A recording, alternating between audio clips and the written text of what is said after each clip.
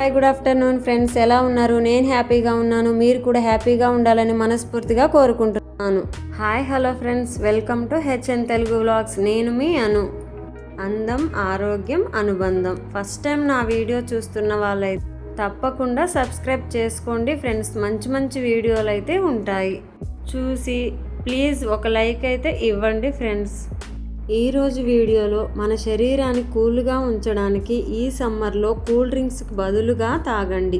నీరసం, డీహైడ్రేషన్ ని తగ్గించే ఒక మంచి డ్రింక్తో మీ ముందుకైతే వచ్చేసాను.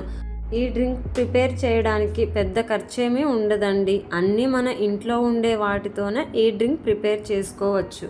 మే నెలలో తీవ్రమైన వేడిలో నీరసం, డీహైడ్రేషన్, బలహీనత కలగడం చాలా సాధారణం. అలాంటప్పుడు రసాయనాలతో తయారైన కూల్ డ్రింక్స్ కంటే సాంప్రదాయ బెల్లం పాకం, చల్లటి నీళ్లు లేదా ఫ్రిడ్జ్లోని కృత్రిమ గ్లూకోజ్ కంటే ఆరోగ్యానికి గొప్ప అమృతంలా ఉంటాయి. ప్రస్తుతం వేడి ఉష్ణోగ్రత 43 డిగ్రీలు కావటంతో వడగాలుల వల్ల ప్రజల పరిస్థితి మరింత దిగజారుతోంది. ఇలాంటి సమయాల్లో శరీరాన్ని చల్లగా, హైడ్రేట్గా ఉంచుకోవడం అనేది చాలా ముఖ్యం. ఈ వేసవి తాపం నుంచి ఉపశమనం పొందడానికి సహజ పానీయాలు తాగడం శరీరానికి అత్యంత ప్రయోజనకరమని తెలుస్తుంది. బెల్లం పాకం శరీరాన్ని లోపలి నుంచి చల్లబరచడమే కాకుండా శరీరంలో శక్తిని నిలుపుకోవడానికి మరియు రక్తహీనతను తొలగించడానికి కూడా సహాయపడుతుందని చెప్తున్నారు. పట్టణాలు, నగరాల్లో సమ్మర్కి కూల్ డ్రింక్స్, ఐస్ క్రీమ్స్తో కూల్ అవుతారు. కానీ ఇప్పటికీ చాలా గ్రామాల్లోని అనేక ఇళ్లల్లో బెల్లం పాకం, షర్బత్ అనే ఈ దేశీయ పాకాన్ని ప్రతిరోజు తయారు చేస్తారు. ఇలా మార్కెట్లో లభించే రసాయన పానీయాల కంటే ఇంట్లో తయారు చేసిన పాకం రుచికరంగా, ఆరోగ్యకరంగా ఉంటుందని చెబుతున్నారు. ఈ డ్రింక్ తయారు చేసుకోవడానికి ముందుగా 4 నుండి 5 టీ స్పూన్ల బెల్లాన్ని దంచి తీసుకొని బెల్లం బాగా కరిగేలా 5 నుంచి 10 నిమిషాల పాటు వేడి నీటిలో నానబెట్టాలి. బెల్లం పూర్తిగా కరిగిన తర్వాత దానికి 2 టీ స్పూన్ల తాజా నిమ్మరసం కలపండి. ఆ తర్వాత తురిమిన అల్లం కలపండి. ఇది రుచిని పెంచడమే కాకుండా జీర్ణక్రియకు కూడా మేలు చేస్తుంది. ఇప్పుడు దానికి సోంపు పొడి కలపండి.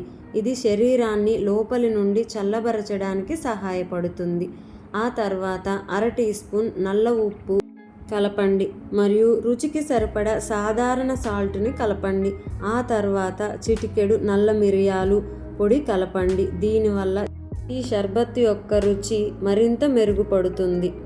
బ్లాక్ సాల్ట్ రుచిని పెంచడానికి సహాయపడుతుంది. ఈ బ్లాక్ సాల్ట్ కావాల్సిన వాళ్ళు లింక్ కోసం అయితే డిస్క్రిప్షన్లో చెక్ చేయండి. మోర్ పైన క్లిక్ చేయడం వల్ల డిస్క్రిప్షన్ అయితే ఓపెన్ అవుతుంది. ఈ షర్బత్లో ఫైనల్గా వేయించిన జీలకర్ర పొడి, యాలకుల పొడి కలపండి. దీనివల్ల షర్బత్ సువాసన మరియు రుచిని రెండు ఇస్తాయి. తర్వాత తాజా పుదీనా ఆకులు వేసి అన్నింటినీ బాగా కలపండి. ఆ తర్వాత ఈ మిశ్రమాన్ని తేలికగా కలియబెట్టండి. దీనివల్ల అన్ని రుచులు బాగా కలిసిపోతాయి. కలిసినటువంటి షర్బత్ను జల్లెడతో వడకట్టండి. దీనివల్ల పెద్ద కణాలు వేరుపడతాయి. ఇప్పుడు దానిని ఒక గ్లాసులో పోసి పైన ఐస్ క్యూబ్స్, నిమ్మకాయ ముక్కలు వేసి చల్లగా వడ్డించండి. ఈ వేసవి కాలం ఈ పాకం శరీరాన్ని చల్లబరచడమే కాకుండా వేడి నుండి రక్షించడంలో కూడా సహాయపడుతుంది. అందుకే ప్రజలు ఇప్పుడు మళ్ళీ పాత పద్ధతిలో మొగ్గు చూపుతున్నారు. మరి మీరు కూడా ఈవినింగ్ టైంలో నాలాగా ట్రై చేసి చూడండి ఫ్రెండ్స్. మీ బాడీని కూల్గా ఉంచుకోవడానికి ట్రై చేయండి. ఇది ఫ్రెండ్స్ ఈరోజు వీడియో. నా వీడియో మీకు నచ్చిందా? మరి నచ్చినట్లయితే లైక్ చేయడం మర్చిపోవద్దు ఫ్రెండ్స్. షేర్ చేయండి, సబ్స్క్రైబ్ చేయండి ప్లీజ్ ఫ్రెండ్స్. సపోర్ట్ చేయండి ఫ్రెండ్స్. కొత్త వాళ్ళైతే సబ్స్క్రైబ్ చేసుకోండి ఫ్రెండ్స్.